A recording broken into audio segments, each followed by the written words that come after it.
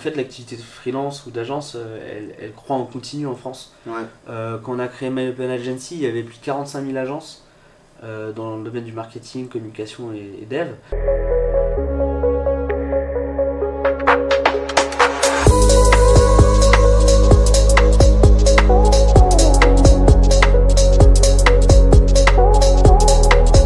Bonjour à tous et bienvenue sur cette interview d'entrepreneur. Aujourd'hui, on est accompagné de Alan Le Gall, un entrepreneur qui a créé et cofondé son agence freelance.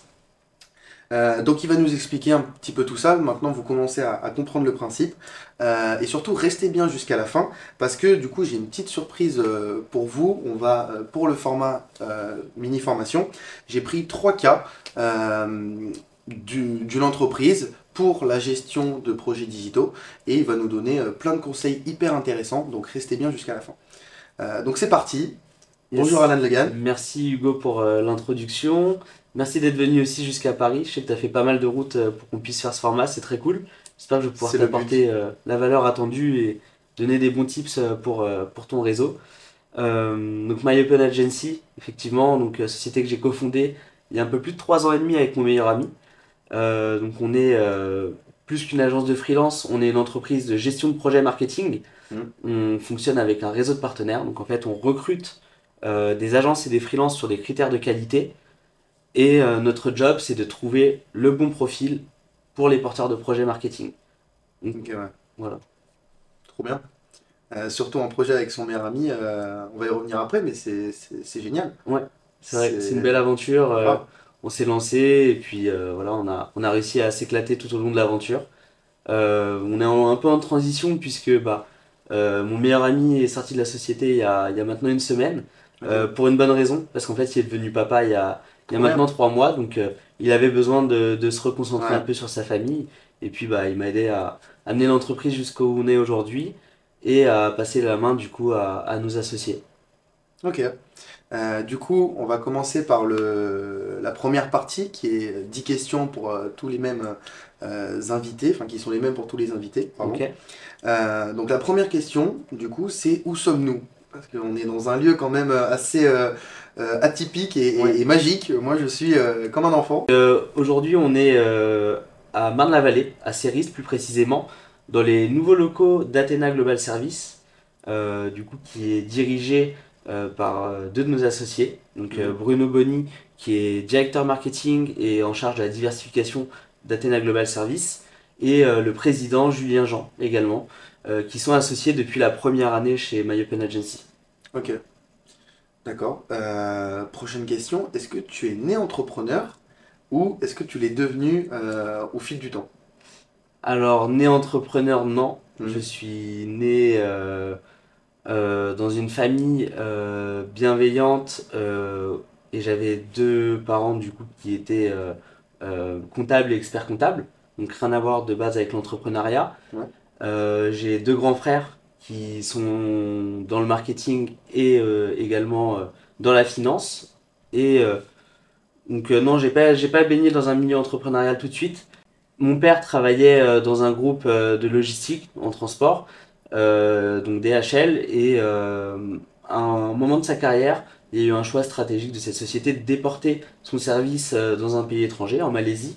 À ce moment-là, il avait l'opportunité de suivre ou pas. Ouais. Et là, à ce moment-là, mon père a décidé de se lancer à son compte et est devenu agent immobilier indépendant dans un réseau d'affaires qui s'appelle Safety, donc qui est devenu un peu entrepreneur à sa façon en devenant indépendant. Ouais, ok. Donc c'est le seul un peu exemple d'entrepreneur dans la Côté famille. entrepreneuriat, oui, entrepreneuriat exactement. C'est, Ok, bah trop bien. Est-ce que tu as un mentor ou plusieurs mentors? j'ai 2 associés qui me fournissent beaucoup d'expertise par rapport aussi à leur expérience personnelle et professionnelle. Et récemment, on a été incubé chez l'incubateur de Courbevoie. Et effectivement, il y a un programme mentorat. Donc, on a différents professionnels dans plusieurs cœurs de métier qui viennent nous apporter leur soutien et leur connaissance. Ok. Est-ce que des gens ne croyaient pas en ton projet au début? Que ce soit amis, famille, gens que tu connais pas? Non, pas forcément. Pour le coup, j'ai un entourage assez bienveillant Et puis en général, de toute façon, quand on parle d'un projet entrepreneurial, en fait, ça nous porte, on porte ce projet, donc on l'explique avec beaucoup de motivation, d'optimisme. Ouais, Et face à ça, les personnes sont souvent alignées et essayent voilà, d'aller dans son sens. Après, dans le développement de tous les jours, rester,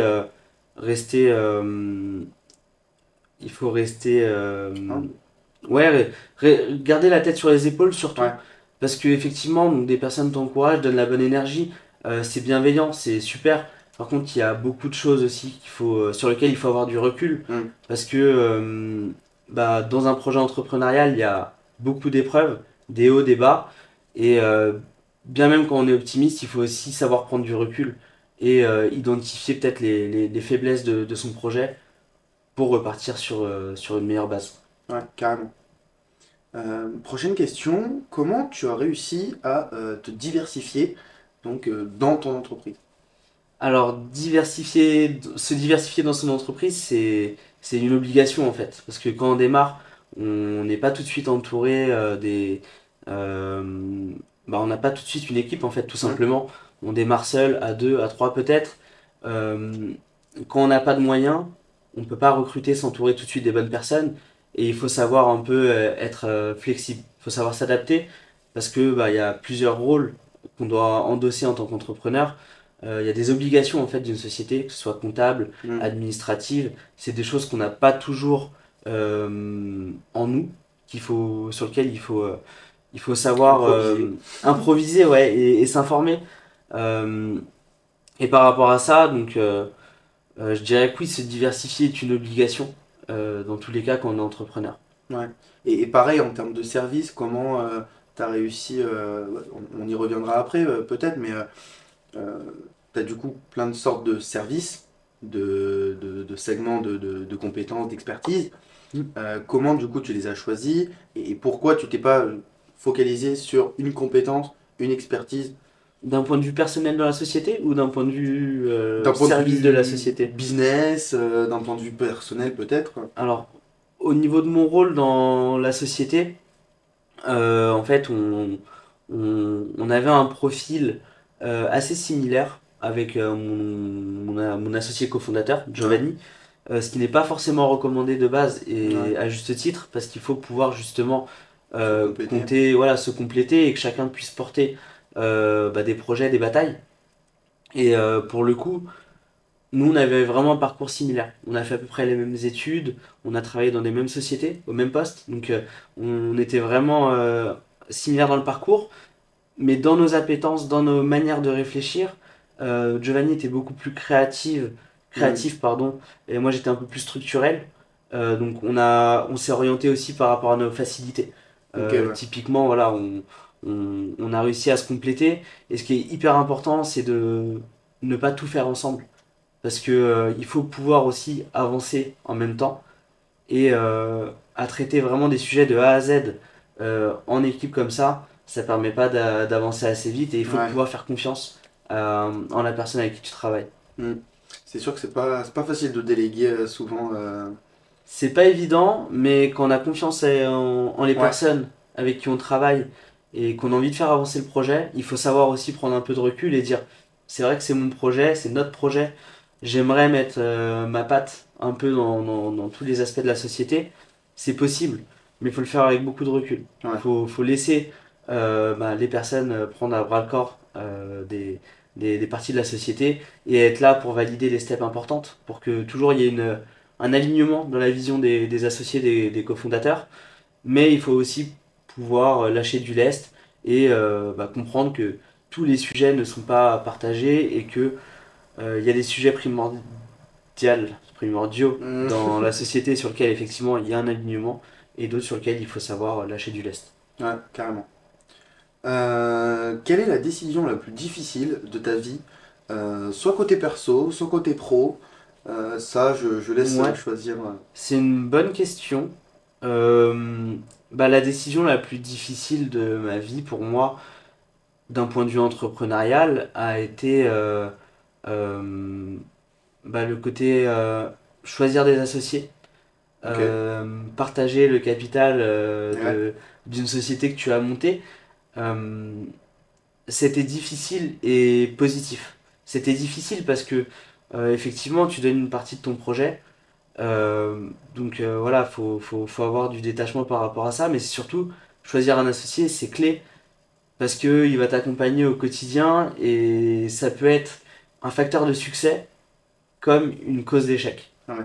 Un associé avec qui il n'y a pas de bienveillance, il n'y a que des intérêts personnels qui sont mis au milieu, il y a une divergence dans la vision de la société, ça peut être catastrophique. Ouais. Et à contrario, des associés aussi comme nous on a réussi à avoir chez My Open Agency, ça peut t'aider à porter et à amener le projet le plus loin possible parce que Ouais. on parlait de complémentarité tout à l'heure. Trouver des associés, il faut trouver de la complémentarité aussi. Et ils peuvent apporter énormément de choses. De la vision, des ressources, du réseau aussi. Mm. Et tout ça, ça peut en fait te faire passer beaucoup de steps. Et en moins de temps, du coup. Et en moins de temps, C'est c'est ça. carrément, ouais. Donc décision difficile, parce qu'il faut faire confiance en la personne. Il faut accepter des contreparties aussi, parce que bah, tu lâches une partie de ton projet. Ouais. Mais c'est des bonnes décisions. Si elles sont bien pesées, ça peut faire la différence dans un projet. Mm, mm. On reviendra là-dessus pour comment on choisit un investisseur, c'est parce que c'est super intéressant et je pense que ça pourra en aider plus d'un. Ouais. Donc la prochaine question, j'aime beaucoup cette question, c'est cite-moi trois mots qui drivent un peu ta vie. Wow. Vraiment Ok. en termes personnels, là limite tu Ouais. enlèves le côté business et Ok. Je dirais le premier mot, ce serait entourage. ok, C'est un peu bateau, mais moi j'estime il que faut. l'entourage est clé d'une part pour l'épanouissement personnel, Mm, mais aussi pour s'élever vers le bon niveau. Parce que on apprend beaucoup de notre entourage. Moi, je mm, suis un peu une éponge, entre guillemets, que ce soit dans beaucoup de choses, en fait. Je me nourris beaucoup des personnes qui m'entourent. Et donc, pour moi, choisir son entourage, c'est hyper important. Faut pas le faire par intérêt, parce que il y a l'aspect aussi bien-être qui est hyper ouais, important. Faut pas choisir son entourage juste pour avoir des super amis qui ont des compétences complémentaires et qui vont pouvoir t'aider à atteindre un certain succès. mm, Euh, Il y a le côté bien-être qui est hyper important et il faut trouver des personnes avec qui on se sent bien mm, au quotidien et qui savent aussi t'aider dans les moments difficiles, mais que tu puisses aussi rendre ce côté-là. Donc entourage serait le premier mot.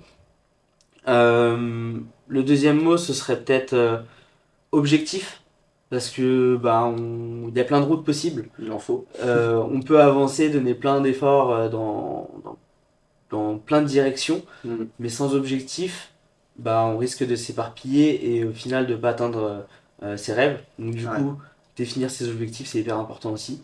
Son entrepreneurial aussi, hein, quand on s'associe, avoir le même objectif, c'est hyper important. ouais. Et le troisième mot, je dirais consistance. C'est un peu encore bateau, c'est des mots qui ressortent souvent dans l'entrepreneuriat, mais c'est comme dans tout. Une histoire entrepreneuriale, ça se monte pas en un mois. Mm, Et en fait, il faut pouvoir être solide mentalement pour garder le cap dans les moments difficiles. C'est beaucoup, enfin beaucoup dans l'histoire, je pense, entrepreneuriale de succès aurait pu du jour au lendemain basculer si un des porteurs du projet n'avait pas eu la consistance et enfin consistency, je sais même plus comment on dit en français. peut-être discipline? Discipline, ouais. Le côté voilà, garder le cap même quand on n'en a pas envie en fait. Il y a pas Ouais, que la c'est vrai, motivation, il faut carrément. aussi avoir le sérieux. Ouais, Et ça c'est quelque chose d'hyper important. ouais, une routine. Ouais. Donc Que- avoir des objectifs, être discipliné et bien entouré. Ouais, super. Ah, j'adore cette question parce qu'à chaque fois, déjà, c'est des mots quand même différents, même Ouais, si, ok, ouais, franchement, ça va. Et puis, les gens, ouais, du coup, enfin, je sais pas, j'aime bien cette question. ok. Quelle est ton activité préférée pour tout déconnecter et ensuite repartir à zéro sur de bonnes bases? Ouais, alors je suis très changeant. Je... Ça dépend de l'humeur. En fait, ouais, et au-delà de ça, je fais... Enfin, comment dire? J'aime bien changer d'activité. Ouais, J'adore... je sais pas, j'ai des périodes en fait. Il y a des fois où je vais être un peu plus cocooning à la maison, je vais aimer voilà, passer du temps en appartement. Et des fois, si je passe plus de 24 heures sans sortir de chez moi, ça va me rendre fou en Ouais. fait. Et je vais avoir besoin de sortir. Je suis très changeant. Et c'est un peu. Enfin, du coup, ça m'aide pas à avoir une routine Mm. euh, qui est très installée dans ma vie. Mais ouais, ça va être changeant. L'été, j'ai besoin de sortir. L'hiver, j'ai besoin de me mettre au chaud, de regarder des films. Ça dépend vraiment Ouais, des ouais. périodes. Après, un truc qui est quand même toujours agréable, je trouve que c'est justement de sortir, de prendre un peu l'air, que ce Mm. soit pour faire un basket, jouer au foot, aller courir, du vélo, ou rien que se balader, mais en tout cas, aller prendre l'air, pour moi, c'est un truc qui me fait vachement de bien. Ouais, carrément. Monter en haut d'une montagne, regarder la vue, Ouais, ça c'est c'est mon ça. petit... Bah, ouais, j'ai pas de montagne à côté de la maison, t'en as peut-être. Ah, ma région, c'est parfait, c'est le paradis. Il y a des montagnes, il y a de la mer, Ouais, il y a le soleil. Parce que à magnifique. Paris, Ça donne envie. j'ai pas ramené le soleil avec moi. Non, tu l'as pas ramené aujourd'hui. Donc du coup, ouais, franchement, Mais attention, à Paris, il y a des beaux endroits aussi, hein. Moi, je suis oui, pas parisien intramuros, je suis un peu en extérieur, je suis côté du coup 77. ouais, Il y a des très beaux coins. mm, Mais c'est sûr qu'on peut envier la vie des sudistes. la Provence. Ouais, c'est ça, la région. Euh, de combien était le plus gros contrat de ta vie ou de ton agence?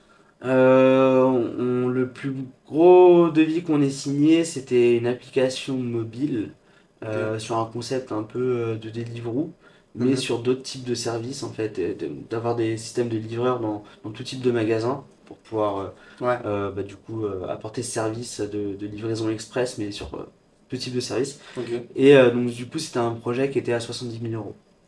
ok, Donc c'était un beau projet ouais, sur lequel on avait sollicité une agence et ok. Tu vois où ta boîte dans 5 ans? Et pareil, fin de la question, toi, ouais. personnellement, comment tu te vois? Est-ce que tu te vois dans cette boîte? Voilà. Bah, dans 5 ans, j'espère qu'on aura fait encore beaucoup de chemin. C'est vrai qu'en 3 ans, on a passé pas mal d'étapes, mais il en reste beaucoup devant nous. Ouais, Et j'aimerais bien que du coup notre solution soit une référence dans la recherche de prestataires, que ce soit en marketing, communication ou développement web. Parce que je crois beaucoup en la force d'un réseau. mm, Et du coup, j'ai envie voilà, de porter le réseau My Open Agency qui puisse s'élargir et qu'on puisse accueillir un nombre de talents exceptionnel au sein de notre communauté et qu'on devienne une référence à minima nationale sur le marché français et plus si affinité. Parce qu'on a un modèle qui permet euh, d'être intégré sur d'autres marchés avec un effort forcément de recrutement de prestataires sur d'autres pays. ouais. Mais voilà, j'aimerais bien à minima qu'on soit la référence nationale sur l'externalisation de projets marketing. Mm. Bah, de toute façon, ça fait partie d'une de mes questions. Comment, du coup, MOA, euh, c'est une entreprise scalable? Ouais, Comment, bon, on y reviendra après, mais voilà. C'est fini pour les 10 premières questions. ok, Par contre, vous le savez, vous qui nous regardez, j'aime bien en rajouter une petite dernière, une petite bonus, parce que j'adore les ok, petits bonus. C'est, on entend souvent un conseil pour les jeunes entrepreneurs. ok, Moi, j'ai fait un mix des deux. J'ai pris un conseil pour les jeunes entrepreneurs, ok, mais aussi un conseil pour les moins jeunes. Donc quelqu'un ok. qui veut, voilà, qui a, je prends souvent 45 ans, 60 ans même. Tu vas te mettre des gens Euh, ados, hein, c'est pas si vieux que ça, hein. ouais, c'est vrai, c'est vrai. Mais j'ai dit moins jeune. C'est vrai, c'est vrai. Plus expérimenté. Exactement. Donc voilà, quelqu'un qui a 60 ans, qui veut se reconvertir Ouais. et du coup qui veut créer sa société. Un conseil? C'est ça? Un pour les deux, Ok. voilà. Bah, je dirais un conseil qui s'applique aux deux cas de figure, c'est savoir pourquoi entreprendre. Est-ce Mhm. que c'est entreprendre du coup pour vivre de sa passion? Est-ce que c'est entreprendre pour générer du cash, un cash flow et pouvoir être à l'aise financièrement? Ou est-ce que c'est un peu plus un projet long terme, construire vraiment quelque chose de scalable et qui va créer de la valeur au Ouais. final pour peut-être à 5 3 5 10 ans ressortir totalement de la société et du coup avoir les bénéfices de l'aventure. Donc Mhm. déjà, c'est maîtriser l'ambition du projet. Parce que l'ambition va faire prendre aussi des directions. C'est-à-dire que si tu cherches à avoir de l'argent tout de suite maintenant, bah, je te conseille pas de créer un système qui soit trop complexe et qui va demander beaucoup de temps pour être implanté sur le marché, mais peut-être plus d'aller driver sur un business qui fait beaucoup de marge tout de suite pour pouvoir en tirer des bénéfices. Vraiment, du coup, le côté ambition, maîtriser cet aspect-là. Et le deuxième conseil, c'est surtout être conscient de ses capacités. Parce que il y a un équilibre aussi entrepreneurial, parce que l'entrepreneur a besoin d'avoir une base de vie saine. Parce qu'un entrepreneur fatigué, c'est un entrepreneur qui n'est pas performant. Euh, et donc du coup, il faut avoir pleinement conscience de ses capacités et pour savoir s'entourer. C'est vraiment ça le point clé. Être un bon chef d'orchestre de son projet, s'entourer des personnes qui vont pouvoir apporter énormément de valeur, des choses qu'on ne sait pas faire, pour justement propulser ensemble le navire. Il y avait un point que je trouvais important à redire, c'était sur la partie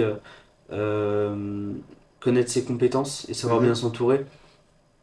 Parce que final, c'est aussi un peu pour ça qu'on a créé My Open Agency, pour permettre à des personnes qui ont des lacunes, enfin, pas forcément des lacunes, mais juste qui n'ont soit pas le temps de le gérer, ou pas l'expertise, d'aller gérer son marketing, sa communication, ou même son développement d'outils, qui puissent aussi s'entourer facilement et efficacement sur des besoins ponctuels. Et ça, pour moi, c'est la magie un peu de l'agence et du freelance, c'est que sur un instant T, sur un projet X, tu vas pouvoir construire ta Dream Team sans forcément engager des milliers des cents dans des contrats, dans du non flexible. Et ça, pour moi, c'est une vraie puissance aujourd'hui du modèle un peu freelance-agence. Et je trouve que tous les métiers un peu se dirigent vers cette voie-là. Beaucoup plus de personnes aujourd'hui ont envie d'être sous ce modèle-là. Et je trouve ça juste top pour les entreprises. Ouais, carrément. Même le mode de vie nomade, ça se rejoint un petit peu finalement. Moi le premier, les nouvelles générations, on a envie d'une entreprise où on se sente bien si on est employé, et puis oui, voilà, d'un mode de vie qui nous correspond avec nos envies, nos ambitions. J'ai l'impression que le Covid a pas mal fait avancer les choses en réalité là-dedans. Il y avait déjà beaucoup de freelance. En fait, l'activité de freelance ou d'agence, elle croît en continu en France. Quand on a créé My Open Agency, il y avait plus de 45 000 agences dans le domaine du marketing, communication et dev. Et plus de 300 000 freelance en France. Donc du coup, c'est vraiment exponentiel. Il y a très peu de barrières à l'entrée aussi. Demain, pour créer une activité de freelance ou monter une agence, en fait, il y a 2-3 paperasses administratives, mais en soi, il n'y a pas de frein à l'entrée. On peut démarrer avec pas grand-chose et voilà, aller vendre ses services. Donc le Covid qui a remis un peu en question pas mal de carrières.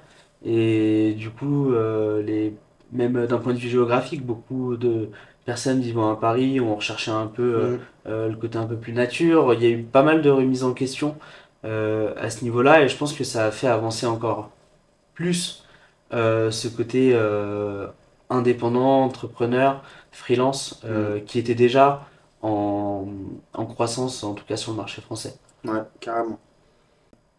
Carrément. Bah écoute, merci beaucoup déjà pour cette première partie. Tu as réussi le défi, si je puis dire. Donc on va passer du coup à la deuxième partie. Là, en format un peu plus personnel, on essaie de reprendre ta vie d'entrepreneur. Comment tu gères tes défis au quotidien, comment tu mets en place tes objectifs, comme tu nous l'as dit tout à l'heure. Bref, voilà, toute cette partie vraiment, entre guillemets, personnelle du businessman. Ok.